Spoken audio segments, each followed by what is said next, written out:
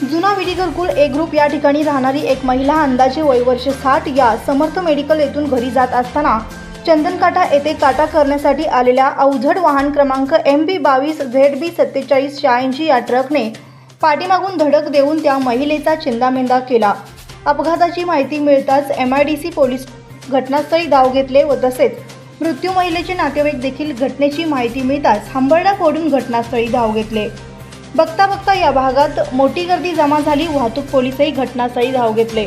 अपघातात मृत्युमुखी पडलेल्या महिलेची ओळख पटली असून मृत महिलेचे नाव यादम्मा मल्लेशाम तवटम असे असून अंदाजे वय वर्ष 60 राहणार ए ग्रुप लक्ष्मीनगर शेजारी जुना विडी घरकुल असे आहे। मृतदेह शवविच्छेदनासाठी शासकीय रुग्णालयात दाखल करण्यात आले आहे। ट्रक चालकाला पोलिसांनी ताब्यात घेतला असून पुढील तपास MIDC पोलीस करीत आहेत।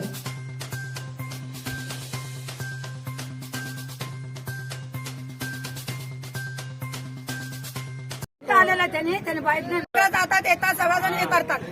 आता लेकरांना दिसत नाही त्याला, ते बाईक आली तर थांबायला येत नाही त्याला, त्या बाईला ओढत आणला तो कळलं नाही त्या भावाला। ते कोणाचा कुत्रा बोलू लागले ना, मी पण चंदनच्या काटामुळे झालेला बघा, त्या वजनच्या काटामुळे झालेला आहे। आम्हाला आवाज आला, आम्ही त्याच्या पाठीमागे त्यांच्या मागात होता, आम्ही आज या ठिकाणी एक निष्पाप महिलेचा चंदन काट्यामुळे बली गेलेला आहे। याच्या अगोदर सुद्धा या ठिकाणी या चंदन काट्यामुळे अनेक छोटे मोठे ऍक्सिडेंट झालेले आहेत। झाल्यानंतर मी स्वतः त्या मालकाला भेटून, तुम्ही रहदारीचा हे एरिया झालेला आहे, खूप रहदारी वाढलेली आहे, लोकसंख्या वाढलेली आहे, तुमची चंदनकाटा सिटीच्या बाहेर न्या, सिटीच्या तुमच्या चंदनकाटा नको, नाहीतर निष्पाप कोणाचे तर बळी जाईल असं मी त्यांना वारंवार सांगत आलेलो आहे। त्यानंतर सुद्धा मी महापालिकेला पत्र देऊन या ठिकाणी बॅरिगेड सुद्धा घालण्यात आलेला होता 2दा आणि त्या रोडला एकदा घातलेला होता। यांनी बेकायदेशीर ते बॅरिगेड सुद्धा काढून दादागिरी करून या ठिकाणी त्यांची चंदनकाटा चालवलेला आहे।